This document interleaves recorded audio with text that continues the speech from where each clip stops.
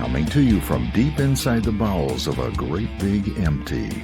Get ready for another episode of The Home Defense Show with Skip Coryell. And that was Golden Glenn, the official announcer of the Home Defense Show, and I'm your host, Skip Coryell, author of 22 books, Marine Corps veteran, founder of the Second Amendment March, proud father of 7, grandfather to 19 and counting, and as a special bonus, I'm also madly in love with my own wife. My priorities in life are God, family, and country in that order, and I hereby promise to never compromise in my convictions. I may go broke, but I'll never go woke. And joining me today is my faithful co-host and the mother of my children, Sara Coryell. Sara, happy Mother's Day. Thank you. I appreciate that. So, what have you been up to? I know, but the listeners don't know. Oh, well, You're starting a new business, right? kind of a new outlet for my business, yes. And you might say, doing it with Phoenix, our second son. We're starting a little business on Amazon. We called it Coryell Cottage for the moment. I don't know. I've never done this before, kind of anxious about it. But there's we're going to sell soaps and salves, like healing salves of different kinds. And he wants to sell Ethernet cables that are designed, built to the length that you need, and 3D print stuff. And so You're going to do a great job. Well, we'll see. No, you will. My job is to encourage you. Oh, thank you. Empower you with inspiration. Thank you. Okay. And I can speak well of the healing salve. So Appreciate when you're out on the gun range and you go through 1,000 rounds in a day and you come home tired and sore, then give this salve to your wife and let her give you a back massage, a shoulder massage. It's a deep. Well, unless it's Mother's Day, and then you give her a back and shoulder massage. Well, you're very okay. I don't even know what to say. All right, Sara. So what's on the show today? Well, today we are talking to Vince Paredes, the owner and chief instructor of Cedar Rock Firearms Training. Then in the shootingclasses.com self-defense report, we will have our discussion with none other than firearms instructor Skip Coryell. That's me. Can you? But before we get too far into the show, let's thank our sponsors: United States Concealed Carry Association, shootingclasses.com, Center Shot Indoor Gun Range, and Apple Tree Media. See, I wanted my turn. Everyone else, we have instructors from all over the country, but I never get my turn. You've got things pent up inside. I know. Say, right? I need you're emote. Yes. For the month, yeah. Yeah, you guys, you would never know it. He's mostly a really quiet guy running a radio show. So yeah, that's right. That's right. All right, Sara. So what's in the news today? Boys ages 7 and 9 seen in armed standoff receiving assistance from deputies. Video released Thursday by the Bernalillo County Sheriff's Office, BCSO, shows the two boys dressed in Minecraft and Star Wars-themed pajamas standing behind a covered air conditioning unit and carrying a loaded handgun. In the nearly 6 minutes of footage shared, the children are seen looking around as if they are trying to avoid detection and capture. Eventually, the boys are surrounded and detained by deputies. The incident took place on February 16, but was highlighted on Thursday, while BCSO showcased the work of its Behavioral Health Unit and a new initiative designed to address critical service gaps in the community, according to a press release. Allen said his department had been called to the home of the incident dozens of times prior to the standoff due to problems with the boys and their families. The Albuquerque Journal reported, adding that it had not known how the boys got the gun. The newspaper said no charges have been filed against the boys and that they have not been removed from their home, although the gun seen in the video was seized. Children are our future, and we know one side is going to say, "Lock them in jail." They're 7 and 9 years old. I told you before, numerous times in numerous interviews, that I understand the frontal lobe, Allen said, according to the Albuquerque Journal. Members of the department's Behavioral Health Unit are in contact with the boys' families, providing every recourse possible to assist the children involved, a BCSO sergeant told Fox News Digital. BCSO said its drone allowed deputies to secure the area swiftly and safely, ultimately preventing a potentially deadly force encounter with the juveniles. These are children. Yeah. I'm not even sure that juveniles make sense because, 7 years old and 9 years old. 7 is just past baby in some ways. Yeah. I mean, obviously not the diaper part, but like there should be an innocence about 7, you know? I I know, mean, I maybe know. 9, okay, but 7 is Well, pretty innocent. I watched the surveillance video from this It's drone. heartbreaking. Well, and basically you have these two little kids. I mean, they, Minecraft and Star Wars jams. yes, I mean, I know, seriously. I know they were being naughty, but when you're naughty with a gun, It gets much naughtier. oh yes, there's a lot more consequences, Yeah. to that. But I'm watching this little 9-year-old with the gun in his hand. It was a pistol, compact pistol, and he has his finger on the trigger the entire time for 6 minutes, and he's waving it around like it's a toy. Okay, but it wasn't a toy. It was real. And I guess, well, first let me get your opinion. What do you think the authorities should do to the children? Nothing.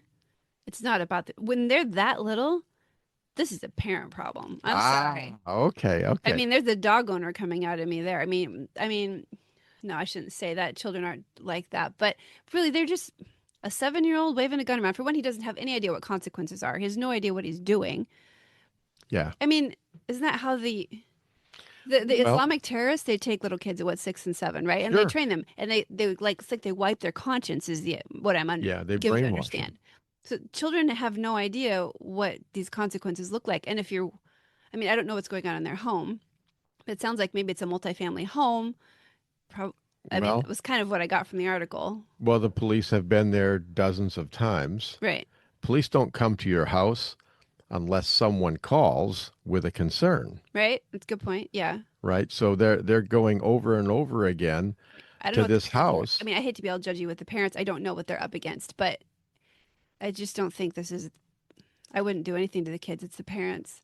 I would come down hard on the parents. That's what I would I mean, do. if you lock up your guns and don't Hey, give the kids well, the safe for the most part, code. it's like you could say, all right, the police come to your house once because of something that your kids did.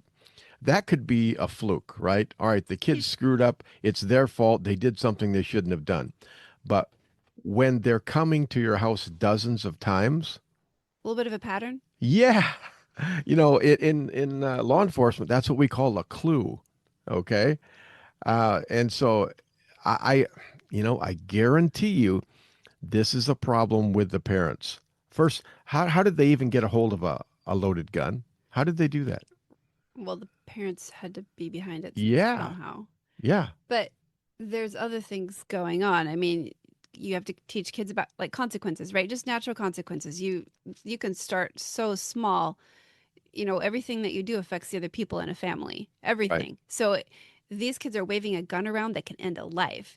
Meanwhile, you can start with someone that's 7. Just teach them, pick up your clothes so your mom doesn't trip on them, or put your dishes. I mean, they need to know about consequences. Your life affects other people. Yeah, That's they don't even know that. yeah. Well, He could have shot his brother, who's yeah. right there next to him, right? Unfortunately, if we fast forward 5 or 10 years, 2. we're going to read about these kids in another news article where, I hope not. they robbed a grocery store with a gun I hope not. and got shot or shot and killed somebody else. Well, maybe this will be a wake up call for the kids Well, too. I hope so. Maybe some wonderful like helper person from the outside will come in and explain that there's real life outside of this wild life you're living here in this house, whatever's Well, going on there. we can always pray for them, can't I we? think we ought to. Yeah. Okay. All right. Some good Well, solid love and some good solid introduction to how life works. that is way too negative. Why did you choose that, Sarah? That's a sad article. Old babies out there Okay. waving guns around. Well, let's get positive here Okay. for a second, okay? Yeah. It's time for our home defense show hero of the week. All right. Who is it, Sarah? All right. Army medic speaks out after being honored for saving 14-year-old girl's life. Army Sergeant Brian Lieberman, 22, said he was just doing his job when he saved the life of a 14-year-old girl in the middle of a shooting at his apartment complex. But the United States Army believes Lieberman is an American hero, meriting the Soldier's Medal. Lieberman, an Army medic, is assigned to the 1st Brigade Combat Team, 82nd Airborne Division at Fort Bragg, North Carolina. The Soldier's Medal, a prestigious award since its inception in 1926, is presented to those deemed heroic through clearly recognizable personal hazard or danger and the voluntary risk of life. It is not enough to simply have been a good Samaritan or to save a life. Rather, a recipient must act without hesitation to put his or her own life on the line. On June 5th, 2023, a gunman attacked the Kerrigan Place apartment complex in North Carolina, shooting a teenage girl in the back. Army training instincts kicked in, and Lieberman rushed into the line of fire. I looked out my window with my roommate, and we heard people screaming and saw people running around by my complex pool, at which point I grabbed my weapon and ran out my front door while my roommate dialed 911, Lieberman said to Fox News Digital. As I got downstairs, I approached a group of people and threw my hands up and stated that I am an Army medic, and they pointed to an individual that was lying in the street. I was only able to locate a single gunshot wound to her lower back. After discovering the wound, Lieberman began using his combat medic expertise to treat the victim, using grocery bags as a makeshift seal. At that point, the gunman returned. The shooter's vehicle drove past us again, and my roommate yelled at me to get down. I threw myself over the girl while the shooters drove by and shot at us again. And then, that was when I pulled my weapon out to return fire at the suspect's vehicle. Lieberman then continued seeing to the young victim's wounds until the medical personnel arrived on scene. The victim survived, thanks to the heroic acts of Sergeant Lieberman that day. The 22-year-old sergeant was awarded the Soldier's Medal on Tuesday at Fort Bragg, North Carolina, for his heroism and selflessness that day. But Lieberman's humble, sacrificial nature didn't start in the Army. For him, he thanks his upbringing for his call to service. It all started at home, said Lieberman. My mom is currently still a nurse and has been for well over 30 years now, and my father was a paramedic and a police officer for a combined 30 years as well.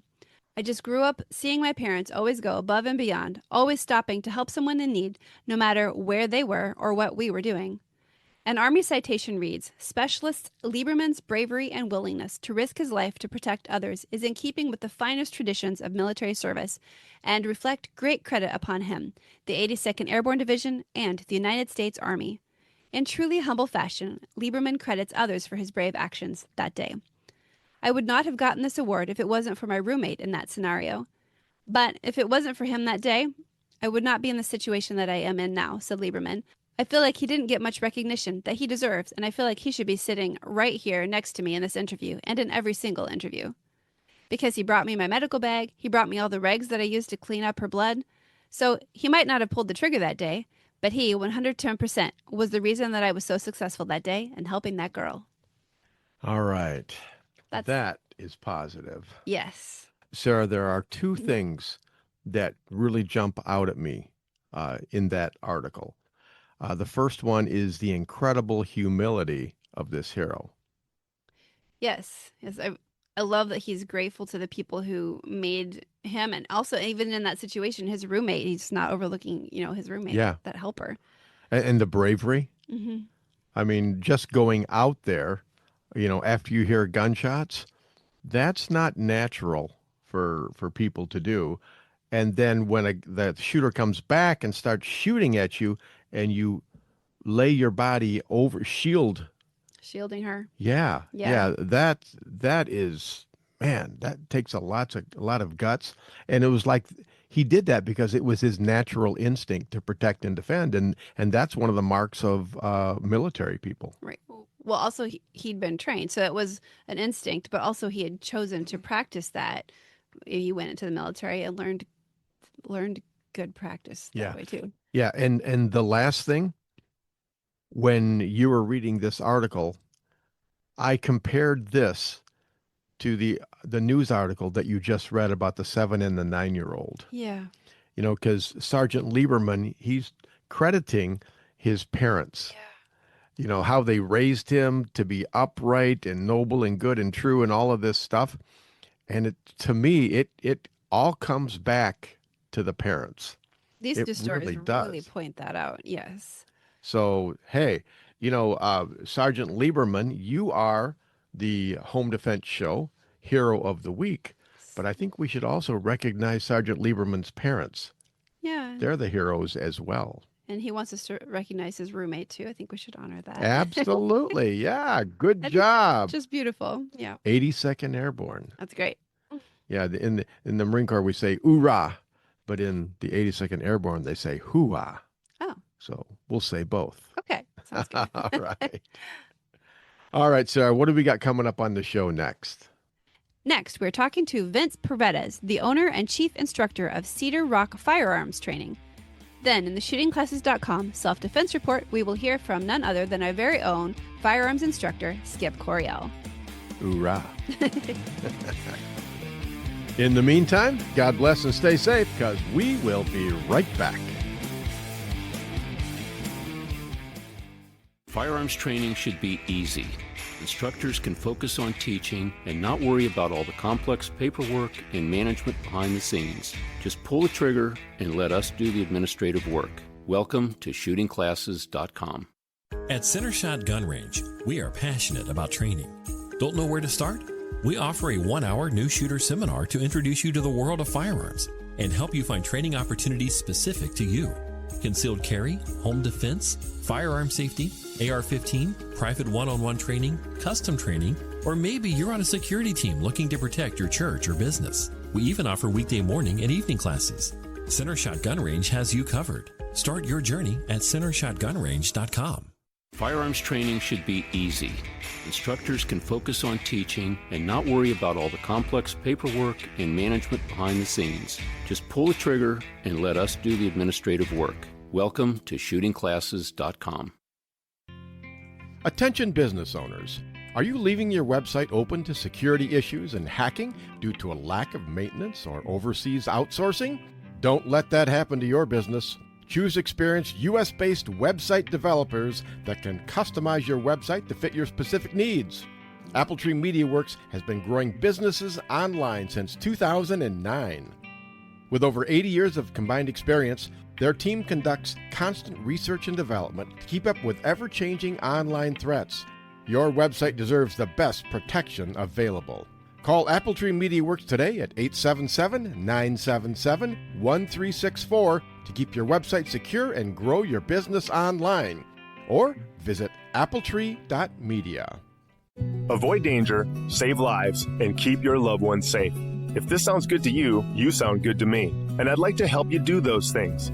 Avoid danger, save lives, and keep your loved ones safe. If you're looking for more excitement in your life, we have nothing to offer you. But if you are a thoughtful, responsible, nonviolent man or woman, we'd love to teach you what to do if something crazy happens. More importantly, we'd like to teach you what not to do. We currently have over 500,000 members. They are doctors and single moms and firemen and grandmothers and veterans and Democrats and Republicans and members of every faith. But the one thing they all have in common is that they know exactly what to do if something crazy happens. When you're with one of our members, you are safe. Our members know how to de-escalate situations. They know how to calm things down. We are the United States Concealed Carry Association. See what we're all about at usconcealedcarry.com. Discover the little-known backstory of the U.S. Concealed Carry Association at usconcealedcarry.com.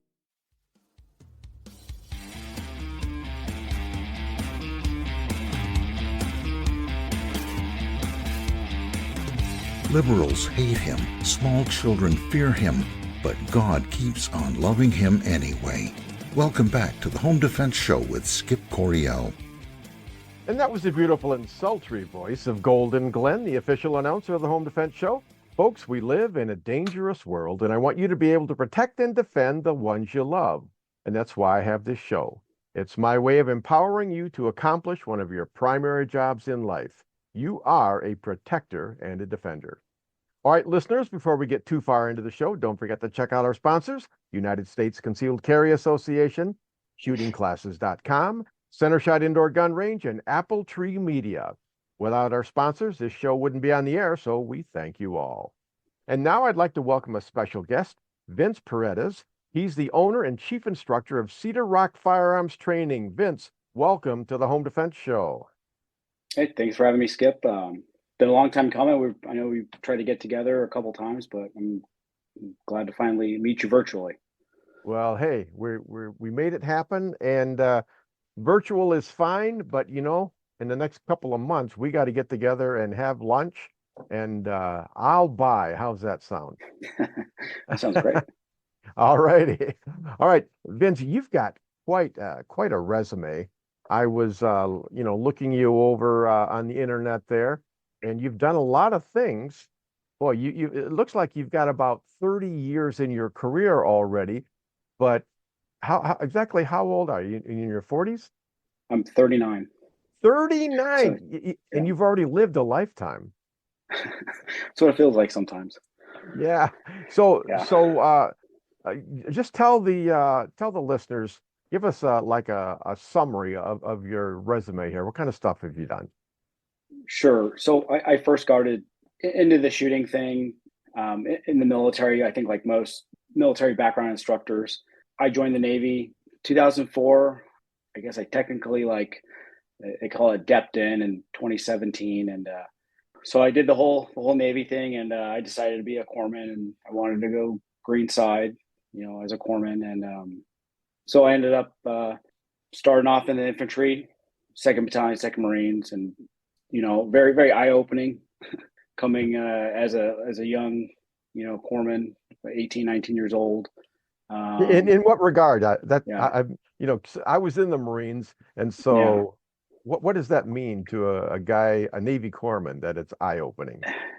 It's just it's a different culture than kind of what Oh you're yeah. used to in the Navy, for sure. The thing is like we do boot camp, and then you go to corps school, and then you do field med, which allows you to work with the Marines or whatever. And they kind of give you a glimpse of like what it's like, but you don't really understand it until you're in the barracks and the debauchery begins, basically. Yeah.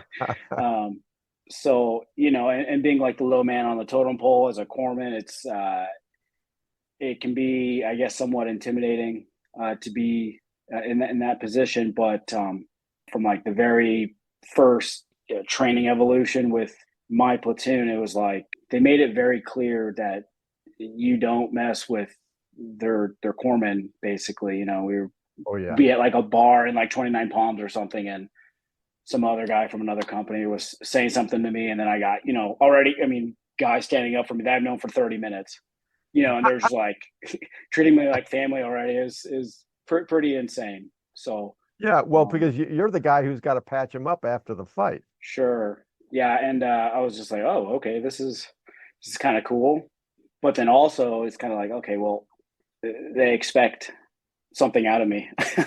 Oh You know what I yeah. mean? They're this protected for a reason. Okay, well, all right. And so I stayed with them, and we did a deployment to Al Anbar province in Iraq in 2005. Very kinetic deployment. Obviously, first time for me seeing combat. And Karma is about 30 minutes northeast of Fallujah. Incredibly, another eye-opening experience of taking many, many casualties. I think we had 16 killed in action. You grow up very quick. It's basically a lifestyle of patrolling for 8 hours and then being on, or like a rest period and watch for 8 hours. But as a corpsman on a line unit, in a squad, on a team, if there's only two corpsmen per platoon for the infantry, or that's at least how it was. When one corpsman goes down, or is sick or whatever, can't do it, well, you're covering every patrol. So it can be brutal. And we did that, and we lost one Marine from our platoon very early, and we had a few others get injured. But just seeing all that kind of stuff, it forced me to want to explore different avenues in the military. So when we got back during that time, previously during the deployment, they were running, or it might have even been before that, at Det 1, which was the proof of concept for Marines going into under SOCOM, and it worked. So they were standing up a new special operations battalion in Lejeune. They hand selected the top infantry Marines from 2-2, and I guess the top corpsman in the battalion. So I did. So I ended up going over to be the trailer platoon for essentially a force recon platoon. And it just stood up. It's called Second Marine Special Operations Battalion. It's called Raider Battalion nowadays. Yep. So I went over there, and then we ended up deploying to got on the 26 MU like early 2007. After we did an entire year workup, which was another eye-opening experience because I'm used to doing infantry kind of things. It's all infantry, I guess, but then you get into like the more special operations side of things, and just the level of proficiency that is expected of you it's a bit more demanding. The shooting, so you get put through shooting packages, yada, yada, yada, all that kind of stuff. Yeah. So I ended up hopping on the 26 MU with them. And then the whole goal was to go to Afghanistan, which we did. And then we're in Jalalabad, Northeast Afghanistan. And nothing too crazy happened on that deployment. That was the first ever MARSOC deployment. It was Fox Company, and it's called Task Force Violence. Some things happened on that deployment where we ended up getting pulled out of the country. That was a very long, drawn out process with those guys that were on that patrol. You can look it up about Task Force Violence. I can go on a long time about it, but finally they're vindicated years later about what happened down in Jalalabad. And so, I did that deployment, and I got to work with these guys called SARCs.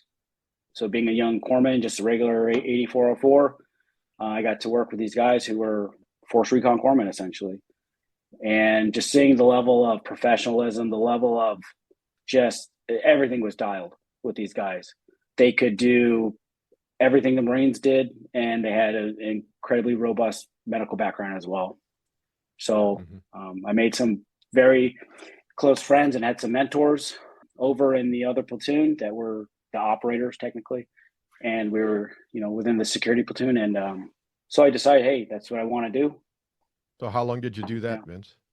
All in all, I was in from 2004 to 2014. So about 10 years. I guess I got over to Pendleton around 2008-ish from Lejeune. And then the rest of my career was basically that, because, you have to go through all this training and that kind of thing. So I ended up bumping over to Pendleton after that deployment to Afghanistan and Kuwait and 26 MU and all that kind of stuff. We ended up Pendleton. I ended up getting in a platoon for a little bit.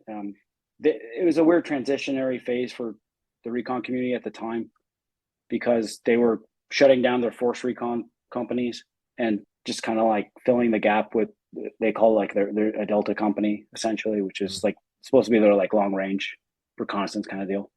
So I jumped in with them for a little bit, because I already had a couple combat deployments. So I did some training with them, and then I ended up after all that going through the official pipeline, which is very typical to any special operations pipeline. It's interesting to explain it though to Marines that aren't really familiar with SARCs or SOIDCs. And a SARC is a Special Amphibious Reconnaissance Corpsman, and SOIDC is a Special Operations Independent Duty Corpsman. You have to be a SARC before you can become an SOIDC. But the requirements to hold the initial SARC title is you have to be a BRC graduate, Basic Reconnaissance Course. It's for all Marines. So if a Marine goes to BRC, they get the title of 0321, right? It makes them a reconnaissance man, right? For us, when you're in the Navy, you go to BRC, it makes you nothing. You graduate and you're nothing. You're still nothing. Yeah. So you have to go to jump school, right? No big deal. Then you go to Marine Combat Dive School. Then you got to go to DMT school, essentially, diving medicine for medical professionals. I don't know if that's the same name. And then you have to go to a school called SOCM, which is a Special Operations Combat Medic course. And that whole process takes about 1.5 years, 2 years to get all those things done. Obviously, it's incredibly competitive, and you have to have all those schools to just get your final NEC. And NEC is in Navy enlisted code or classification. It's similar to an MOS for a Marine, right? So you have to have all those things to be able to just have the NEC. So we got a lot of guys that are like 84, 26 and a halves. Yeah. But to be an 84, 27, you have to graduate the whole thing. And then typically later on, they would send you to the second portion of the, it's called, their short course would be SOCM, long course would be, I guess, the SOIDC version, or 18 Delta for Army guys. And that course is full of Green Berets, Rangers, other recon guys, SWIC, SEALs. So it's very competitive. So how'd you stack up there, Vince? I thought I did great. I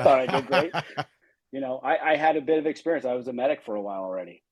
Yeah. So none of this stuff was like new, but I mean, some of the stuff was new. I was like, oh, I've been doing it wrong this whole time. I mean, when I was seeing casualties in the infantry, I was we had, I think, decent training, but I was using sticks and rags. Like, we didn't have cat tourniquets. We had them, but my company didn't have them. My platoon didn't have them. So I was using old school, like Vietnam era stuff to treat people with multi-system traumas. And it was ooga booga medicine. It really was. And then we get over to like this, and like, oh, okay, this is how it's supposed to be. It was awesome. From there, I ended up going to First Force Recon Company. It got stood back up, did a deployment with them. The Marines love like standing things up, taking them down, standing them up. So I ended up doing a deployment with them and as a Maritime Raid Force, which is exclusively, we did VBSS, Visit Board Search Seizure, which is like intercepting ships and that kind of thing. Technically I was on the dive team, but these platoons are stacked. I mean, absolutely stacked. Every one on my team was a combat diver. Every one on my team was a free faller.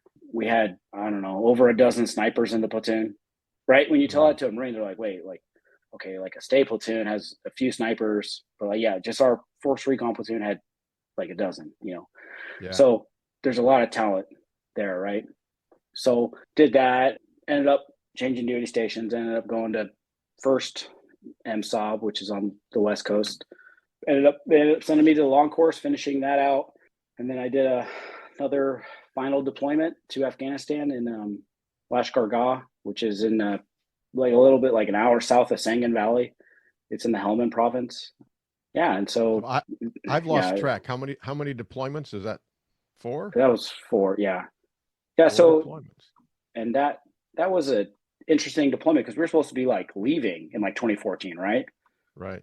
Like we were winding everything down. We're closing these bases, and yeah, so it was interesting. Still decently kinetic deployment. Some interesting casualties, but some interesting. You see a lot of interesting things when you have that level of medical training, because now they're starting to bring you guys who have had their legs blown off for days or something, and then all of a sudden they're like yours. Like, what? It's wild. It can be wild, and some of the stuff that medics see out there is absolutely insane. Finished that deployment up and headed home, and was like, all right, I don't think this is for me anymore. Like I loved it, but I think I was heading into a spot in my career where I would have to probably go and be an instructor somewhere, Sure. to be at least fair, because I was married pretty much this whole time. I got married when I was 19. Wow. You're about 29 at this point? Yeah, I'm like 28-ish, 29, something like that. And so we'd already been married for almost 10 years. I had my first son, my son, 2013. Like, I had him maybe 2 months before my last deployment. So I was gone for, it ended up being like 11 months in country training, coming home for 2 months and seeing him born. And then I left for another 7. So when I got back, he was already 8 months old. I just felt it was kind of time to end this stuff. And I figured the war was pretty much winding down. I was like, okay, I mean, I think I kind of did enough or whatever. You always have that guilt, right? Sure. You want to stay and do this stuff for as long as possible. But I felt it was probably time to be more like a family person.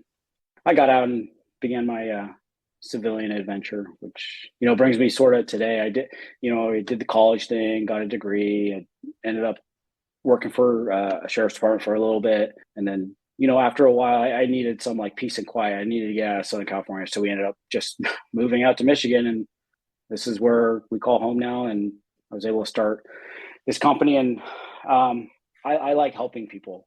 I want to help build their confidence. That's kind of like the goal of the company, is to enable shooters to have the confidence and the real life skills they need to carry a pistol. Right? That's about it.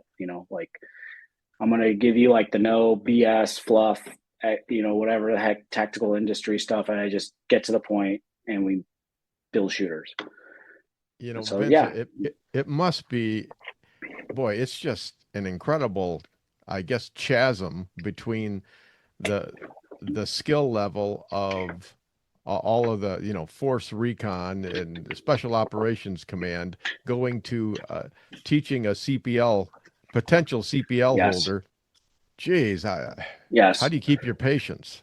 Well, I feel like I've developed a good way to really understand where people are coming from and sort of their skill levels and ways to detect them and to see who needs more help and more work. And just the way I structure my courses, I feel like I do a good job at communicating what's real and what's not real, what to spend their time on and what not to really worry about. But you're right. Like the main issue maybe isn't so much like the skill issue. It's more like even the mindset kind of part of it, right? It's different in the military. You have a mission, you need to do X, Y, Z, blah, blah, blah, blah. But in this, we're just kind of preparing for something that's, we have to be honest, it's not that common. You know what I mean? Like it's just not. But the level of consequence is incredibly high for these things. So getting them to understand that helps them adjust their mindset a little bit, just building them, brick by brick, so to speak.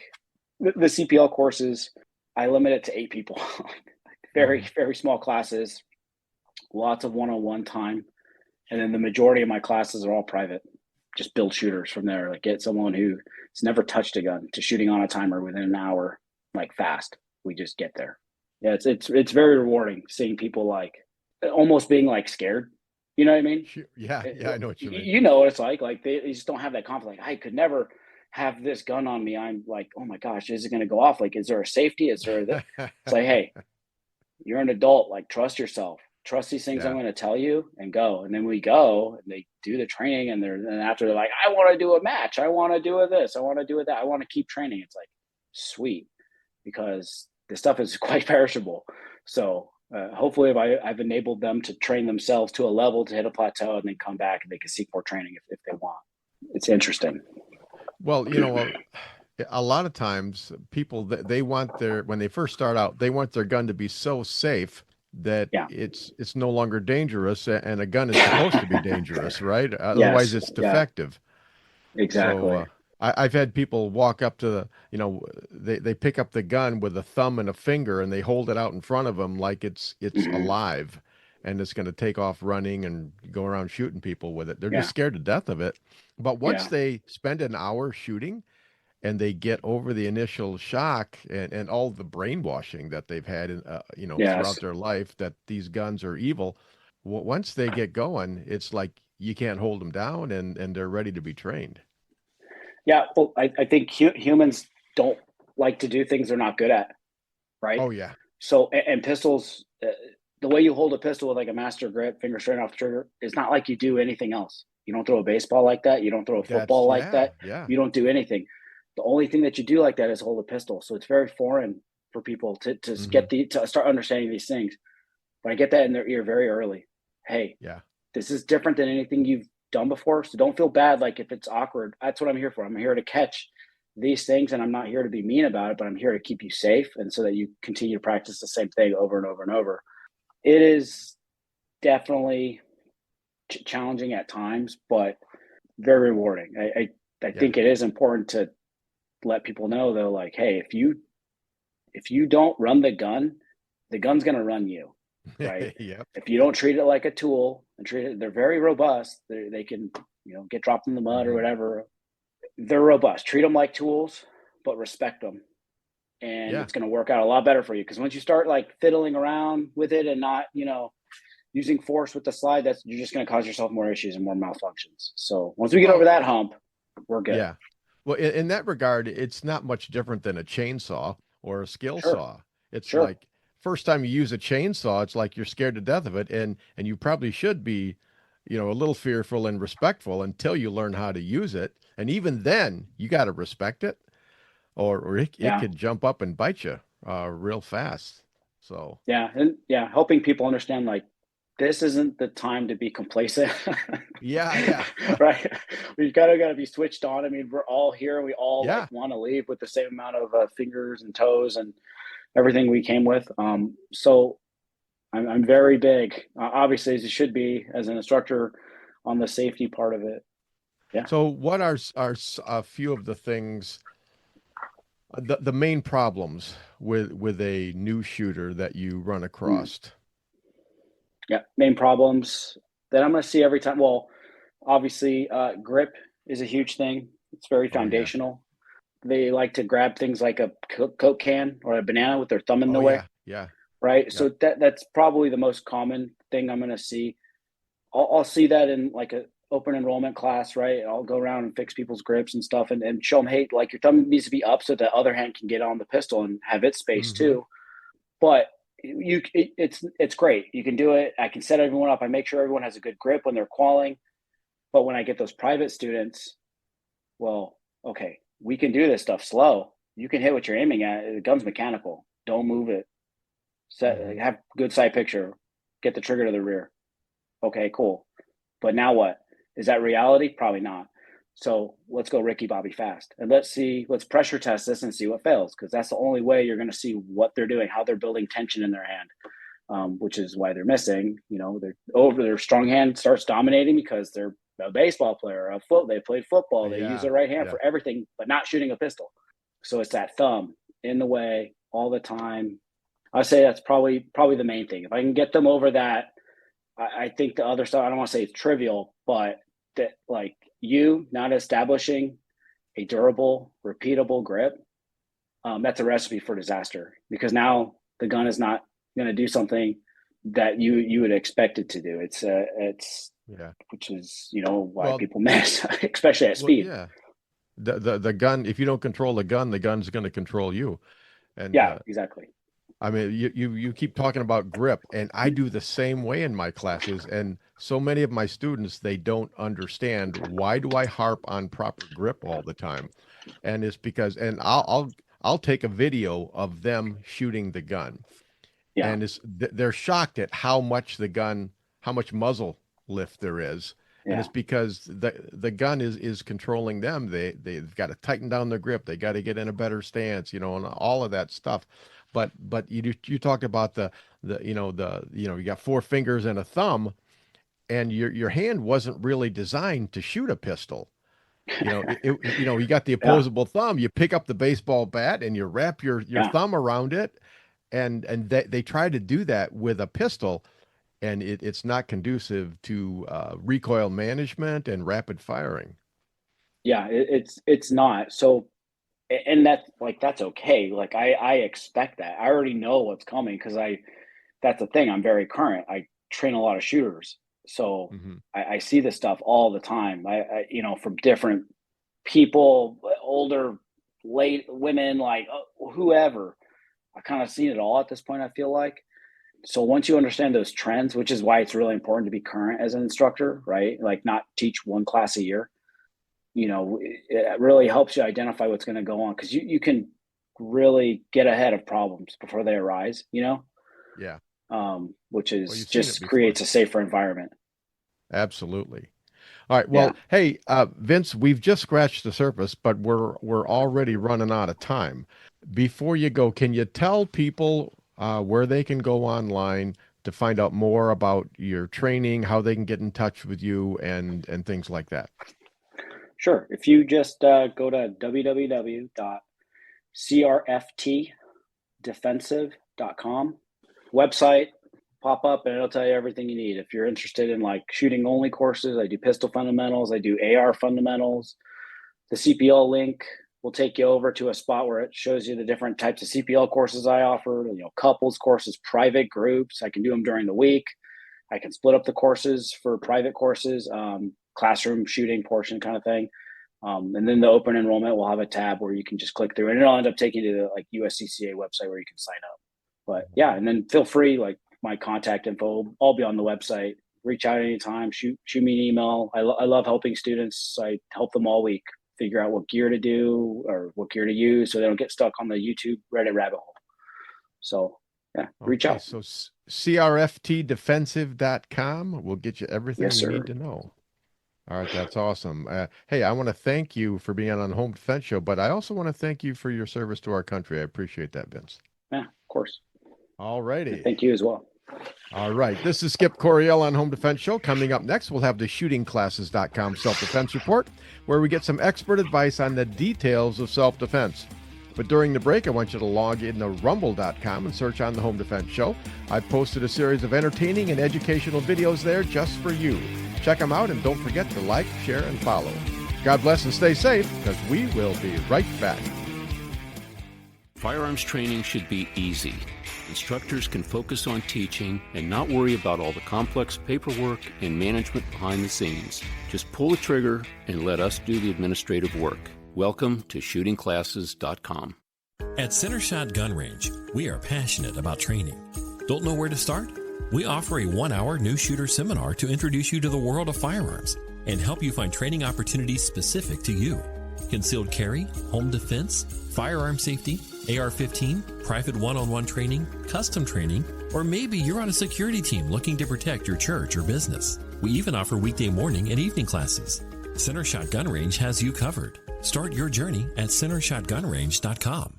Firearms training should be easy. Instructors can focus on teaching and not worry about all the complex paperwork and management behind the scenes. Just pull the trigger and let us do the administrative work. Welcome to shootingclasses.com. Attention business owners. Are you leaving your website open to security issues and hacking due to a lack of maintenance or overseas outsourcing? Don't let that happen to your business. Choose experienced U.S.-based website developers that can customize your website to fit your specific needs. Appletree MediaWorks has been growing businesses online since 2009. With over 80 years of combined experience, their team conducts constant research and development to keep up with ever-changing online threats. Your website deserves the best protection available.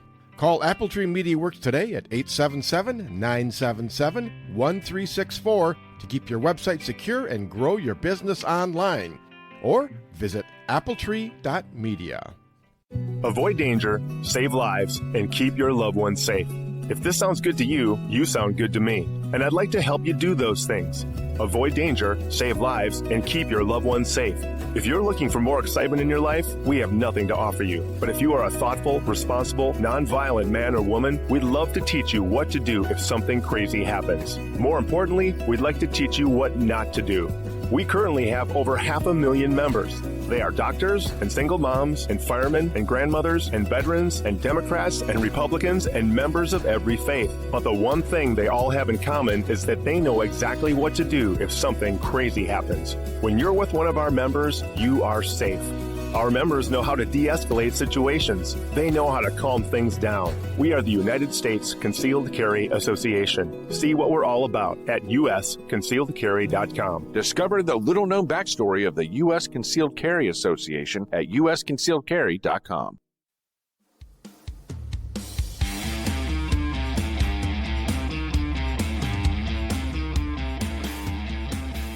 Some say his face is painfully ugly, and I agree. But who cares? This is radio. Welcome back to the Home Defense Show with Skip Coryell. And that was the beautiful and sultry voice of Golden Glenn, the official announcer of the Home Defense Show, and I'm your host, Skip Coryell.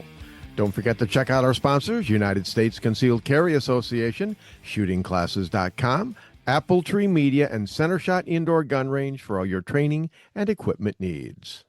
And now it is time for our weekly self-defense report, sponsored by shootingclasses.com. Today, we are speaking with our illustrious CPL instructor, Skip Coryell, from the lovely state of Michigan, right here in our own territory.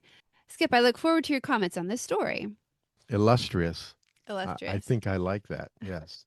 Well, you're going to illustrate for us how this could have been. Well, you should use that better. Use that around the house more. Illustrious? Illustrious. You like Yeah, that? I like that. All right. Go ahead. You're doing a great job. Okay. Thank you. All right, are you ready? Ready. Worker shoots and kills armed robbery suspect after having gun pointed at him, police say. Police in Louisiana say a worker shot 2 robbery suspects who came into a store armed with guns. The attempted robbery happened Tuesday night in New Orleans East that left one of the suspects injured and another dead. New Orleans police said they were called to Sam's Meat Market in the 8400 block of South Interstate 10 Service Road just before 8 p.m. Police say 2 individuals attempted to rob the business when a worker in the store armed with a gun confronted them. The employee shot at both suspects, with one, a juvenile, taken to the hospital where he later died. The second suspect, 18-year-old Tayani Juarez, was arrested by officers. Juarez is facing charges that include armed robbery, aggravated assault with a firearm, and illegal use of a weapon. Store manager Dia Hamed said the armed individuals came into the store demanding money while pointing their guns at the worker and taking items out of a glass cabinet. They came in and were like, money, money, money, money. That's all they said, Hamad explained. The worker can be seen in surveillance footage from the store complying with the would-be robbers before reaching for a gun near the register. Police said Juarez was shot once and the juvenile was struck multiple times. The employee has not been immediately identified in the shooting, and authorities said he is not currently facing any charges. Hamad said no workers were hurt, but they were shaken by what happened. They were really scared. We all carry guns, but we hope not to use them. However, in this situation, we had to, he said. Police said the situation remains under investigation. Well, what do you think, Skip? Man, I think a lot of things. First off, Sarah, did you get a chance to watch the video? I did. Thank you. Yes. That video was, it told a lot of things that the article doesn't. How fast it happens. It happened, yeah, really fast. You know, most altercations are extremely sudden and they're extremely violent, and this one was no exception. But did you notice the store clerk? He's sitting there, he's watching television or something, right? And the armed robber, he walks up there carrying a big pistol, and the clerk didn't even look over at him. He's sitting there watching television, and the armed robber had to tap on the glass with the barrel of his pistol to get the guy's attention. Amazing. Yeah, it's like terrible situational awareness. And if you're going to work in an environment like that, you can't be watching television. I mean, I understand it's one of the most boring jobs in the world. Until it's not. Yeah, until it's not. Man, it's like death by boredom, and then everything's going a million miles an hour and people are trying to kill you. So, you know, you gotta pay attention all the time, at least glance up, you know, when you hear the door open or something. That would-be shooter robber guy, Juarez, he was not wearing like, hey, I'm out to go on a friendly stroll kind of clothes. He had like a really scary looking sweatshirt all pulled up over his head. Yeah, Kind yeah. of skullish or Yeah, not a normal no. I mean, he looked scared. customer. And he walks in like he's not holding the gun at his side or in some quiet place. He's got it like sideways and out, like, you know, he looked like a gangster. He looked scary. Yes. I mean, maybe he was, who knows? But Well, yeah, and that's another good point. He obviously, the robber was not trained at all. You know, he wasn't holding the gun properly. He held it like it was a can of beer or something. like it was his ticket to money, maybe. Yeah. And Did it have anything in the chamber, I wonder? well, and also, did you notice in the video where, you know, he tapped on the glass, got the guy's attention, he pointed the pistol straight at the guy, fairly close. Oh yeah, they were close. Like, you know, 3 feet away. Anyone who knew what they were doing at that immediately could have grabbed the pistol and taken it away from him. But the clerk was not trained to do that. Well, and he wasn't being situationally aware, as you pointed out. He wasn't there yet. So he was startled. Yeah. He was startled, so he missed his first opportunity. Yeah. And then after that, you know, he tells them, you know, give me the money, and then the robber turned his back on the clerk for probably about 2 seconds. That was his best opportunity to do something, you know, either draw his own gun or to reach over and grab him, you know, whatever, he was going to do. But he missed that opportunity. I would say he missed 2 opportunities initially. And that's probably just because of the stress. The surprise. He was totally shocked by what was happening. You know, you can't work at one of the most dangerous jobs in the world and then be surprised when something dangerous happens to you. But people are. Maybe they don't know how dangerous that job is. Well, maybe they don't. But I think these people did, because remember in the article, they said we all carry guns. Yeah. Right? Said that. So, and, you know, police call gas stations and convenience stores, they call them stop and robs, right? So they should have been expecting, and I think they probably did, but it's like you said, you know, you go to work every day, you go 12 hours, and, you know, you hardly ever have anything like this happen to you. Yeah, you get lax Hmm. when you do this kind of thing for a living You almost have to to function. function. Yeah, because you can't be on high alert all the time. Maybe television for your clerks is a bad idea. Yeah, I think I think that was borne out. Yeah. Yeah. I was just wondering where the other workers were. If they're all armed, why was he the only one in this game? Well, I think they were in other parts of the store. This wasn't like a one-room store. This was a separate room that had like the cell phone store, but then there Oh, was I see. other rooms. And when shooting starts like that, because when the clerk started shooting, I counted the gunshots. He shot 12 times, It's a lot. and it happened, in the space of like 2 or 3 seconds. Hmm. So I think the other clerks, your first instinct when you hear gunshots is to lower your center of gravity. Well, it's good instinct, actually. Yeah. Yeah. For And hide self-preservation. behind something. Right. So, by the time, when it was over, it was over. It probably lasted, the initial gunfight probably lasted like 5 seconds max. And so there wasn't a whole lot of time for that. Did you notice the way the clerk was holding the gun, Sarah? It looked to me like he was maybe reaching out and leaning on a wall of some sort, but my overall impression was that he wasn't in the greatest physical condition. Like maybe okay, but not great. Because, Yeah. like you said, he didn't respond quick. He didn't jump up and grab the guy, and then when he held the gun out, it looked like he just held still to me, like leaning on the wall. Like his arm was outstretched, and he was just leaning on the wall, and I just heard the gun shooting over and over.